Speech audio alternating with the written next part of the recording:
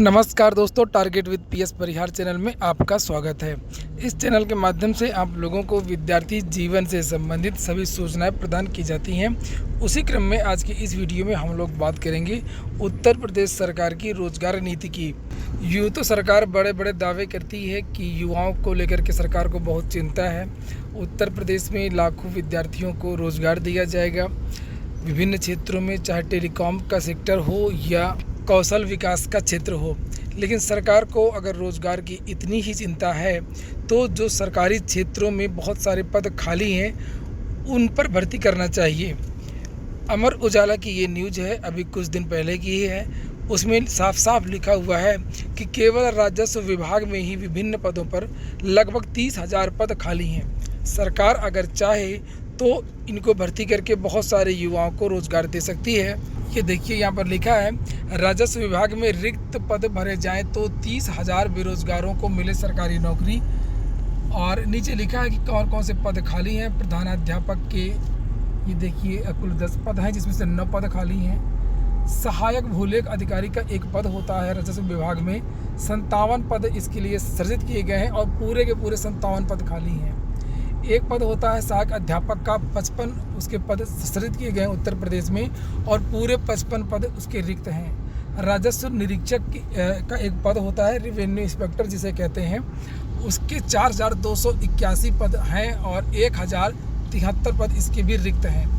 लेखपाल के लगभग 7,019 पद रिक्त हैं और वस्तावरदार के 17 पद रिक्त हैं। चेयरमैन के 536 पद रिक्त हैं। कुल मिलाकर के 8,757 पद राजस्व विभाग में फील्ड संवर्ग में रिक्त हैं। इसके बाद में अधिकारी संवर्ग भी होता है जो पीसीएस के माध्यम से होते हैं कुछ पद, जैसे तहसीलदार के 327 पद रिक्त हैं, एनटी नायब तहसीलदार के 853 पद, मुख्य प्रशासनिक अधिकारी के 59 पद और वरिष्ठ प्रशासन। तो आप लोग इस तरीके से इस लिस्ट को देख सकते हैं, बहुत सारे पद हैं और लगभग 30,000 पद इसके रिक्त हैं।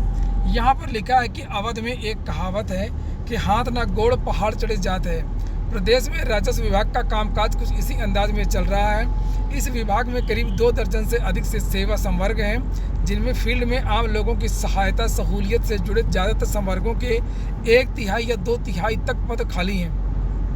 कई सेवा समूहों के सभी पद खाली हो गए हैं, पर इन रिक्त पदों को भरने की कार्रवाई लाल फीता शाही में उलझ करके रह गई है। फाइलें एक विभाग से दूसरे विभाग, दूसरे विभाग से तीसरे विभाग, फिर उसमें कोई कमी आ जाती है, फिर वापस चली जाती है, फिर पुनः अध्याचन भेजा जाता है। फिर जिन लोगों का प्रमोशन होता है वो लोग अड़ंगा लगा देते हैं। इस तरीके से भर्तियाँ नहीं हो पाती हैं। सरकार की दृढ़ इच्छा भी नहीं है। देखिए, यहाँ पर उन्हीं पदों के बारे में लिखा हुआ है। नीचे लिखा है काम बढ़ता जा रहा है और नए पद नहीं बन रहे हैं और जो पद खाली हैं उनको भी नहीं भरा जा रहा है। केंद्र सरकार की बहुत सारी नई योजनाएं हैं और राज्य सरकार की बहुत सारी नई योजनाएं हैं जो शुरू हुई हैं। उसके लिए और अधिक कर्मचारियों की आवश्यकता है। यहाँ पर नीचे लिखा है कि प्रशासन का कामकाज लगातार बढ़ रहा है। राजस्व क्षेत्रों में जनसंख्या और विवाद बढ़ रहे हैं और उनके समाधान के लिए दबाव का दायरा भी बढ़ता जा रहा है।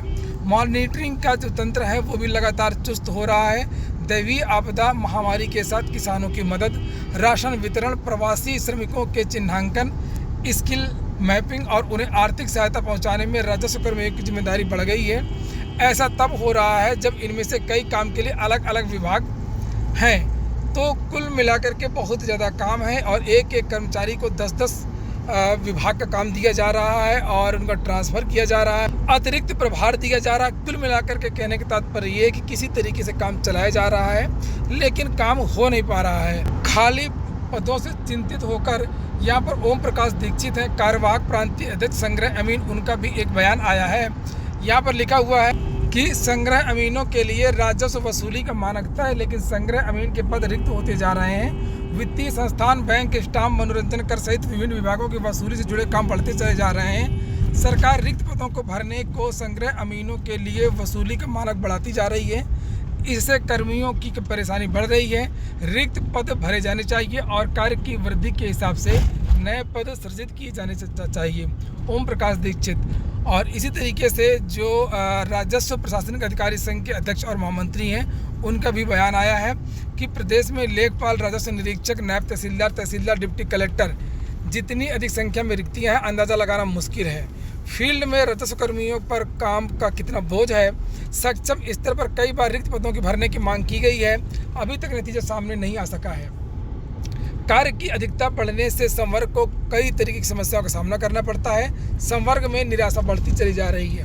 तो जो कर्मचारी हैं, अधिकारी हैं, सभी लोग ये मांग कर रहे हैं कि जितने भी रिक्त पद हैं ज़्यादा से ज़्यादा भरे जाने चाहिए। जनता तो प्रताड़ित ही है, जनता तो परेशान ही है कि उनके समय से काम नहीं हो पा रहे हैं, और जो कर्मी हैं वो भी परेशान है काम के बोझ के कारण। कुल मिलाकर के सरकार का दावा खोखला है। वो युवाओं को चिंता करती है, रोजगार देना चाहती है। इसी तरीके से शिक्षा विभाग की भी सूचना है कि उत्तर प्रदेश में कम से कम अध्यापकों के 5 लाख रिक्तियां खाली हैं और 5 लाख पदों पर सरकार भर्ती नहीं कर रही है। अगर सरकार इन पदों पर भर्ती कर दे, जैसे शिक्षा विभाग, राजस्व विभाग, इसके अलावा भी बहुत सारे विभाग हैं उत्तर प्रदेश में जहां पर पद खाली हैं। एक आरटीआई ये मेरे पास है जिसमें लिखा हुआ है कि उत्तर प्रदेश में कितने पद रिक्त हैं अध्यापकों के। ये देख लीजिए, ये सूची है केंद्र सरकार की है, और इसमें जो भी भारत के राज्य हैं सभी राज्यों में अध्यापकों के खाली पदों का विवरण दिखाया गया है।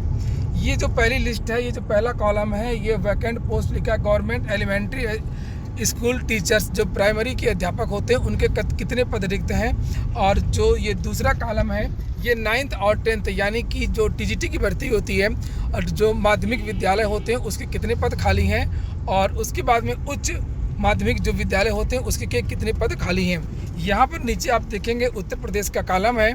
ये देखिए, उत्तर प्रदेश में लगभग 4,80,000 केवल प्राथमिक विद्यालयों में रिक्तियाँ हैं, और शायद इतने विद्यार्थी टीईटी पास भी नहीं होंगे। अगर सरकार चाहे तो जितने भी टीईटी पास विद्यार्थी हैं सभी को नौकरियां मिल जाएं। इसी तरीके से अगर हम टीजीटी की बात करें तो कुल जो पद हैं टीजीटी के 9th और 10 में जो अध्यापक होते हैं 10,829, और अगर उच्च प्राथमिक की बात करें तो आरटीआई के मुताबिक लगभग 8,057 पद हैं। कुल मिलाकर के इन पदों की संख्या लगभग केवल उत्तर प्रदेश में 5 लाख अध्यापकों के पद रिक्त हैं। तो सरकार को इन पदों को जल्द से जल्द भरना चाहिए।